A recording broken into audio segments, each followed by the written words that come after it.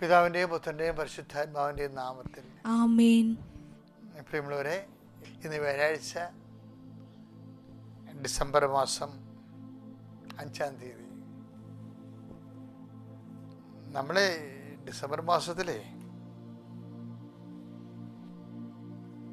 ഒരു ക്രിസ്മസ്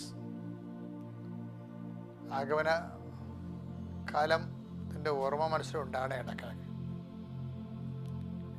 കാര്യം കർത്താവിനെ എതിർക്കാനും സ്വീകരിക്കാനും ആത്മാവിൻ്റെ കൃപയിൽ നമ്മൾ തന്നെ പരുവപ്പെടാനുള്ള സമയമാണിത്.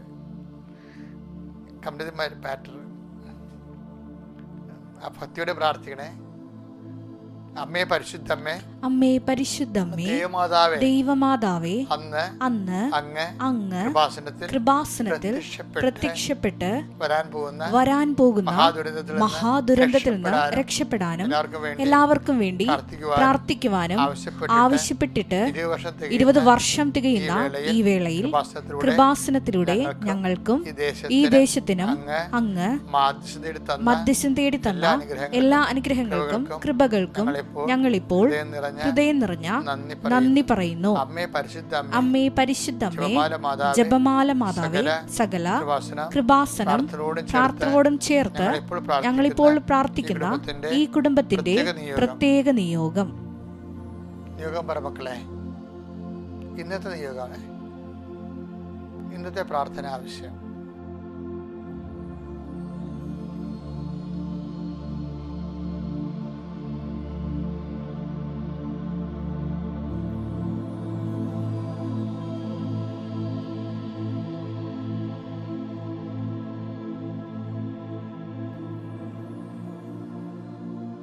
അമ്മയുടെ പ്രത്യക്ഷീകരണത്തിന്റെ ഈ ദ്വാദശക വേളയിൽ ഞങ്ങൾക്ക് സാധിച്ചു തരുവാൻ കനിയണമേ. വിശ്വാസ പ്രമാണം. സർവശക്തനായ പിതാവും ആകാശത്തിന്റെയും ഭൂമിയുടെയും സൃഷ്ടാവുമായ ദൈവത്തിൽ ഞാൻ വിശ്വസിക്കുന്നു. അവിടുത്തെ ഏകപുത്രനും ഞങ്ങളുടെ കർത്താവുമായ ഈശോമിശിഹായിലും ഞാൻ വിശ്വസിക്കുന്നു.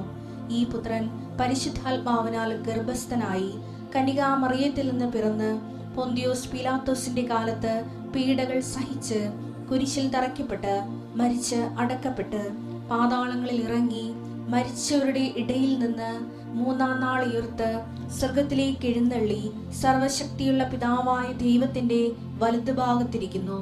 അവിടെ നിന്ന് ജീവിക്കുന്നവരെയും മരിച്ചവരെയും വിധിക്കുവാൻ വരുമെന്നും ഞാൻ വിശ്വസിക്കുന്നു. പരിശുദ്ധാത്മാവിലും ഞാൻ വിശ്വസിക്കുന്നു.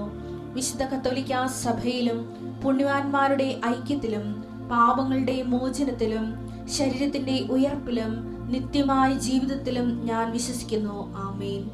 സുഖസ്ഥനായ ഞങ്ങളുടെ പിതാവേ, അങ്ങയുടെ നാമം പൂജിതമാകണമേ. അങ്ങയുടെ രാജ്യം വരണമേ.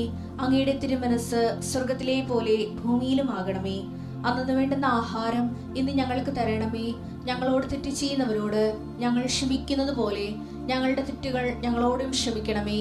ഞങ്ങളെ പ്രലോഭനത്തിൽ ഉൾപ്പെടുത്തരുതേ, തിന്മയിൽ ഞങ്ങൾ രക്ഷിക്കണമേ. ആമേൻ. നന്മ നിറഞ്ഞ മറിയമേ, സ്വസ്തി. കർത്താവ് അങ്ങയുടെ കൂടെ സ്ത്രീകളിൽ അങ്ങ് അനുഗ്രഹിക്കപ്പെട്ടവളാകുന്നു. അങ്ങയുടെ ഉദരത്തിൻ ഫലമായി ഈശോ അനുഗ്രഹിക്കപ്പെട്ടവനാകുന്നു. പരിശുദ്ധ മറിയമേ, തമ്പുരാന്റെ അമ്മേ, പാപികളായ ഞങ്ങൾക്ക് വേണ്ടി ഇപ്പോഴും ഞങ്ങളുടെ മരണസമയത്തും തമ്പുരാനോട് അപേക്ഷിക്കണമേ. ആമേൻ. എന്റെ കർത്താവ് ഇതിന്റെ ഉന്നതമായ നാമത്തിന് സ്വസ്ഥം ചെയ്യുന്നു. എന്റെ കർത്താവ് ഇതിന്റെ വിശുദ്ധ പൗരോഹിത്യത്തെ മഹത്വപ്പെടുത്തണമേ. എന്റെ കർത്താവ് സഭയിലുള്ള സാന്നിധ്യം പ്രകടമാക്കണമേ. കർത്താവ് 38 വർഷം ഞാൻ അർപ്പിച്ച കുർബാനയുടെ യോഗ്യതയാൽ കൃപാസന അൾത്താരെ ജീവനോടെ പ്രത്യക്ഷപ്പെട്ട പരിശുദ്ധ അമ്മയുടെ മാധ്യസ്ഥത്തിന്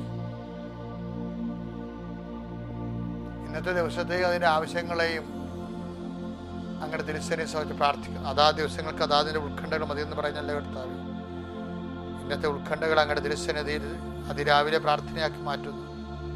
രോഗികളെ അങ്ങ് സ്പർശിക്കണ കർത്താവേ. കിടപ്പ് രോഗികളെ മാത്രമല്ല ഈശോയെ, രോഗം വന്നത് കാരണം പണിക്ക് പോകാൻ പറ്റാതെ കുടുംബത്തിന് വരുമാനം മുട്ടിയ മക്കളുണ്ട് ഈശോയെ. കുടുംബത്തിൻ്റെ വരുമാനം മുട്ടിയ കാരണം വരുമാനം ചെയ്തുകൊണ്ട് നടക്കിക്കൊണ്ടിരുന്ന ആളിന് ഇപ്പോൾ വരുമാനം ഇല്ലാത്ത കാരണം കുടുംബത്തിൽ വിലമതിക്കാത്തതിൻ്റെ മാനസിക പീഡ അനുഭവിക്കുന്നുണ്ട് ഈശോയെ. അവരെല്ലാം നീ ഏറ്റെടുക്കണമെന്ന് പ്രാർത്ഥിക്കുക. അവരുടെ സങ്കടങ്ങളെ നീ എല്ലാം തിരിച്ചറിയണം പ്രാർത്ഥിക്കുന്നു. കർത്താവേ, ശരീരം അസുഖം നീരുള്ളവരെ കാണിക്കുന്നു. മുതുകിനെല്ലാം നീരിങ്ങനെ പറ്റി കിടക്കുന്നവരെയും കുടുങ്ങി കിടക്കുന്നവരെയും കാണിക്കുന്നുണ്ട് ഈശോയെ. അവരെല്ലാം നീ സന്ധിക്കണമെന്ന് പ്രാർത്ഥിക്കുന്നു. നിന്റെ തിരുമുറിവാടുന്ന ആണിപ്പെടുതാർന്ന വലതുകരം നീര് കല്ലച്ച് കിടക്കുന്ന കുടുങ്ങിക്കിടക്കുന്ന സ്ഥലങ്ങളെല്ലാം നീ വെക്കണം ഈശോയെ. ശരീരം മുഴുവൻ പനിക്കുന്നുണ്ട് ഈശോയെ, അവരെ സ്പർശിക്കണമേ. ചെവിയും കണ്ണുമൊക്കെ എപ്പോഴും ഊതുകയും വേദനപ്പെടുകയും ചെയ്യുന്നവരുണ്ട് ഈശോയെ. മാറാത്ത പല്ലുവേദനയും തൊണ്ട വഴുക്കലും ഒക്കെ അനുഭവിക്കുന്നത്, പനി അനുഭവിക്കുന്നുണ്ട് ഈശോയെ. ഭക്ഷണം കഴിച്ചിട്ട് വെള്ളം കുടിച്ചിട്ട് ഒന്ന് വിശപ്പുകയുടെ ഭക്ഷണം കഴിച്ചിട്ട് ദിവസങ്ങളായും മാസങ്ങളായവരുണ്ട് ഈശോയെ. കർത്താവ്, കുടലെല്ലാം വെന്തുപോയ ആൾക്കാരുണ്ട്, അവരെല്ലാം വിശുദ്ധമായ രക്തത്തെ കഴുകണമേ കർത്താവേ. കർത്താവ്, ശിരസിൽ എപ്പോഴും ഭാരമുള്ളവർ തോന്നുകയും എപ്പിലെപ്സിയും അതുപോലെ തന്നെ ചുഴലിയൊക്കെ വരികയും ഉറക്കം കിട്ടാതിരിക്കുകയും രാത്രി ഉറങ്ങാതെ കിടക്കുന്നവരുണ്ട് ഈശോയെ. അവർക്ക് അതുപോലെ തന്നെ പലതരത്തിലുള്ള വേദനകൾ അനുഭവിക്കുന്നവര്, മക്കളില്ലാത്തവര്, മക്കൾ അനുസരണ ഇല്ലാത്തവര്, മക്കൾ തെറ്റായ പ്രണയത്തിൽ ബന്ധത അകപ്പെട്ടിരിക്കുന്നവര്, തെറ്റായ ലഹരിപദാർത്ഥങ്ങൾ ഉപയോഗിക്കുന്നവര്, മക്കൾ ജയിലിലായവരുണ്ട് ഈശോയെ. മക്കൾ എത്ര തോന്നിവാസം കാണിച്ചാലും അതെല്ലാം ശാസിക്കേണ്ടവർ ശാസിക്കുമ്പോഴേ മക്കളുടെ കൂടെ നിന്നുകൊണ്ട് ആ തിന്മകളെ കുടുംബത്തിൽ വളരെ അനുവദിക്കുന്ന പൈശാചികമായ പ്രവർത്തനങ്ങൾ കാണിക്കുന്നുണ്ട് ഈശോയെ കുടുംബത്തില്. ദൈവമേ, ഇവരെല്ലാം ഏൽപ്പിച്ച് പ്രാർത്ഥിക്കുന്നു. തങ്ങളെ സന്ധിക്കാൻ അപ്പനെയോ അമ്മയ്ക്കോ കുടുംബത്തിനോ പറ്റുന്നില്ല പെൺമക്കള് മനസ്സ് പതറി നടക്കുന്ന പെൺമക്കളുണ്ട് ഈശോയെ. അവരതിൻ്റെ തെറ്റായ വഴികളിലേക്ക് അതുകൊണ്ട് പോകാൻ വേണ്ടി സമ്മർദ്ദപ്പെടുന്നവരുണ്ട് ഈശോയെ. ഇങ്ങനെയുള്ള കുടുംബ സാഹചര്യങ്ങളെ സംബന്ധിച്ച് പ്രാർത്ഥിക്കുന്ന കർത്താവേ, രേഖകള്, സർട്ടിഫിക്കറ്റുകള്, മാർക്ക് ലിസ്റ്റുകള് വിത്ത് ഹെൽഡായി പോയവരുണ്ട് ഈശോയെ. അവരെല്ലാം ഓർത്ത് പ്രാർത്ഥിക്കുന്ന ഈശോ. ഒരു ലോണിന് വേണ്ടി തെണ്ടിത്തിരിഞ്ഞ് നടക്കുന്ന ആൾക്കാർ, ഒരാവശ്യങ്ങൾക്ക് ആരും സഹായിക്കാനില്ല, ആരും പറയാനില്ല, പറഞ്ഞവരെ വാക്ക് പറയും, ആ വാക്ക് അവർ തന്നെ വഞ്ചിക്കുകയും ചെയ്യും, പിന്നെ ഒരോടും ഇല്ലാത്ത അവസ്ഥയിലാകും, പിന്നെ ഒന്നേന്ന് തുടങ്ങേണ്ടി വരും. ഇങ്ങനെ ജീവിതം മടുത്ത് ഭാരപ്പെട്ട് ജീവിക്കുന്നവരെ കർത്താവ് ഈ ഒരൊറ്റ പ്രാർത്ഥനയാൽ അവരെ സന്ധികളെ പ്രാർത്ഥിക്കുന്നു. എൻ്റെ കർത്താവിൻ്റെ ഉന്നതമായ നാമത്തിൽ, സഭയുടെ അധികാരത്തിൽ, കുരിശടയാളത്തിൽ ആർക്കെല്ലാം എന്തിനെല്ലാം വേണ്ടി പ്രാർത്ഥിച്ചോ ഇന്നത്തെ ദിവസം ദൈവനാമത്തിൽ അവരുടെ ഭാരങ്ങൾ ഈശോ നാമത്തിൽ മാറിപ്പോകട്ടെ. പിതാവിൻ്റെയും പുത്രൻ്റെയും പരിശുദ്ധാത്മാവിൻ്റെയും നാമത്തിൽ. എൻ്റെ പ്രിയപ്പെട്ടവരെ, ഇന്നത്തെ ഭജനം ലൂക്കായുടെ സുവിശേഷം 10:8. ഏതെങ്കിലും നഗരത്തിൽ നിങ്ങൾ പ്രവേശിക്കുകയും അവർ നിങ്ങളെ സ്വീകരിക്കുകയും ചെയ്യുമ്പോൾ നിങ്ങൾക്ക് വിളമ്പുന്നത് ഭക്ഷിക്കുവിൻ. ഇത് കർത്താവ് ഒരു അഭിഷേക കാലം കർത്താവ് എനിക്ക് തന്ന ഒരു വ്യാഖ്യാനമാണ്. അതെന്തായത് എനിക്ക് അന്ന് കിട്ടിയത് ഇപ്പം ഞാൻ നിങ്ങൾക്ക് വിളമ്പിത്തരികയാണ്. എന്നോട് പറഞ്ഞത്, ഒരു ഇടവകയെ നീ ചെല്ലുമ്പോൾ, അപ്പം ഞാനൊരു 10-12 ഇടവക ഇരുന്നിട്ടുണ്ട്. ഇപ്പോഴും എനിക്കൊരു കുഞ്ഞു പള്ളിയാണുള്ളത്. അപ്പം ഓരോ ഇടവകയിലും എനിക്ക് മുമ്പ് അതിൻ്റെ ചരിത്രവും ഭൂമിശാസ്ത്രവും ഒക്കെ നമുക്കറിയാം. എന്ന് വെച്ചാൽ ഞാൻ ഉദ്ദേശിക്കുന്നത് അവിടുത്തെ ഒരു പ്രത്യേക സെറ്റപ്പ് ഉണ്ടല്ലോ. അപ്പം അതെല്ലാം മനസ്സിലാക്കിയിട്ടാണ് നമ്മൾ ഓരോ ഇടവകയിൽ ചെല്ലണത്.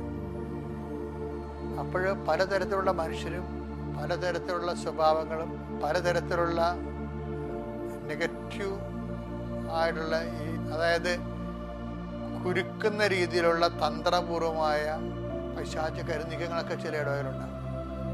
ഇതൊക്കെ പുറത്ത് പറയാൻ പറ്റുമെന്നൊക്കെ അറിയത്തില്ല. ഞാൻ അനുഭവിച്ച കുറച്ച് കാര്യങ്ങൾ പറയണതാണ്. 10-40 പേര് ഒരുമിച്ച് വന്നതിന് മേടൊക്കെ അല്ലെറിഞ്ഞിട്ടുണ്ട്. ഒരിടവകയിൽ ചെന്നപ്പോൾ എന്നെ തല്ലി. ഇതൊക്കെ കേൾക്കേണ്ട വിശ്വസിക്കുക. അപ്പോഴും ഇപ്പോഴും എനിക്ക് ഇടവക ഇഷ്ടമാണ്. എന്താ കാര്യം? ഇടവക കർത്താവിൻ്റെ ഓഹരിയാണ്.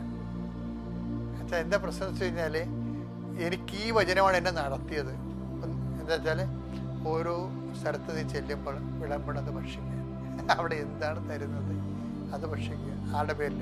നന്ദിപൂർവ്വം കർത്താവിൻ്റെ പേരിൽ. നമുക്കുള്ള ഒരു ഗുണമെന്ന് പറയുന്നത്, എല്ലാം മേടിക്കാൻ ഒരു നാമമുണ്ട്, എല്ലാം സ്വീകരിക്കാൻ നമുക്കൊരു നാമമുണ്ട്. The name of Jesus. നമ്മളെ വളർത്താൻ വേണ്ടി ദേവപിതാവ് നമുക്ക് നൽകിയ ഒരു ബാങ്കാണ് ഈ ജീസസ് എന്ന് പറയുന്നത്. നമ്മൾ അവിടെ കൊണ്ടേ ഇട്ട് കഴിഞ്ഞാൽ അതിൻ്റെ പലിശ കൂടിക്കൊണ്ടിരിക്കും, നിത്യത വരെ ഇങ്ങനെ പെരുകിക്കൊണ്ടേയിരിക്കും. എല്ലായിടത്തും ഇതുപോലെ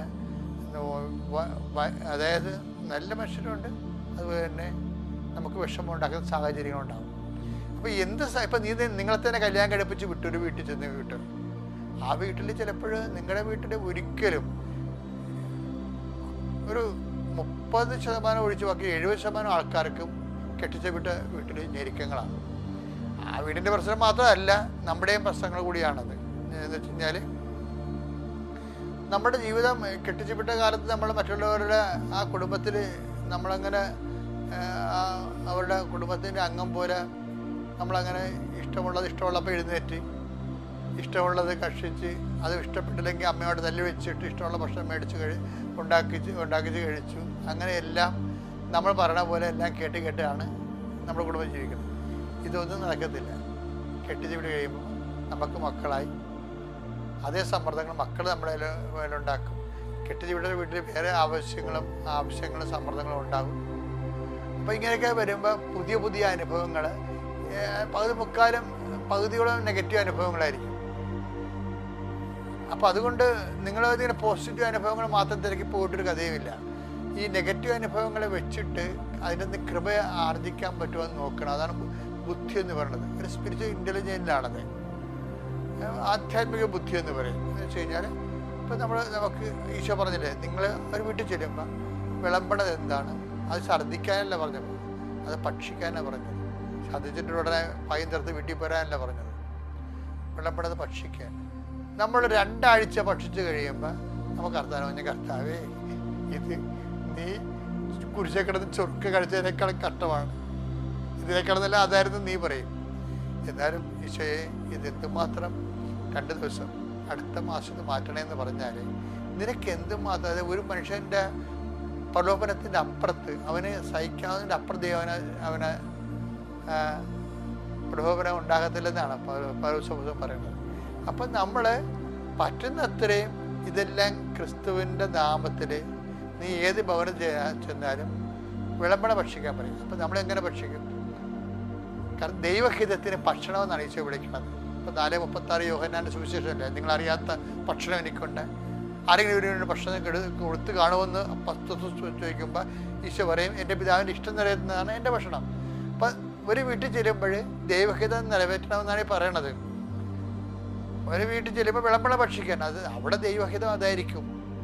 ചിലപ്പോൾ ഭർത്താവിൻ്റെ അനിയനോ ഭർത്താവിൻ്റെ ചേട്ടനോ ഭർത്താവിനെയോ മാനസിക വിഭ്രാന്തിയുള്ള ആളായിരിക്കും. ചിലർ അവിടെ പിടിച്ചു നിന്നിട്ട് അത് കൃപയാക്കി വളർത്തും. അപ്പം നിങ്ങൾ ഓർക്കും കൃപ കിട്ടിയിട്ട് എന്നാ കെട്ടാനാണ്? കൃപയെക്കുറിച്ച് ഞങ്ങൾക്ക് അറിയാൻ പറ്റാത്തത് കൊണ്ടാണ്. ഞാൻ മാതാവിന് നേരെ കണ്ട ആളാണ്. അപ്പം എനിക്ക് നിത്യത എന്താണ്, കൃപ എന്താണെന്ന് അറിയാം. നമ്മൾ ഇന്ന് ആവശ്യപ്പെടുന്ന പല സാധനവും സിമിത്തേരി വരെ പോലും പ്രയോജനപ്പെടുത്തില്ല. നമുക്ക് സിമിത്തേരി വരെ പോലും പ്രയോജനപ്പെടുത്തില്ല. എന്ന് വെച്ച് കഴിഞ്ഞാൽ ചവപ്പെട്ടിയെക്കുറിച്ച് പറയത്തില്ലേ, അത് വാങ്ങുന്നതിന് ഉപയോഗിക്കുന്ന വാങ്ങുന്നില്ല എന്ന് പറഞ്ഞ പോലെ നമ്മുടെ പല അനുഗ്രഹങ്ങളുടെ ചവപ്പെട്ടി അനുഗ്രഹങ്ങളാണ് നമുക്കുള്ളത്. എന്നുവെച്ചാൽ ഇതെല്ലാം നമുക്ക് അനുഭവിക്കാൻ പറ്റത്തില്ല. നമുക്ക് ആയുസ്സിൽ ആവശ്യമായ സംഭവങ്ങൾ കഴിയുമ്പോൾ കുറച്ച് കഴിയുമ്പോൾ നമ്മൾ തന്നെ മടുത്തു പോകും. എല്ലാം ഈ ഭൂമിയുടെ സ്വർഗം ഉള്ളതിൻ്റെ ഏറ്റവും വലിയ സൂചനയാണ് ഈ മടുപ്പെന്ന സംഭവം. അതാണ് വിഷയം. എല്ലാത്തിനും മടുപ്പല്ലേ മനുഷ്യനെ. സഭാപ്രസംഗം എഴുതുന്നത് എന്താണ്? മായ സകലതും മായ എന്ന് പറഞ്ഞിട്ട് എന്താണ്?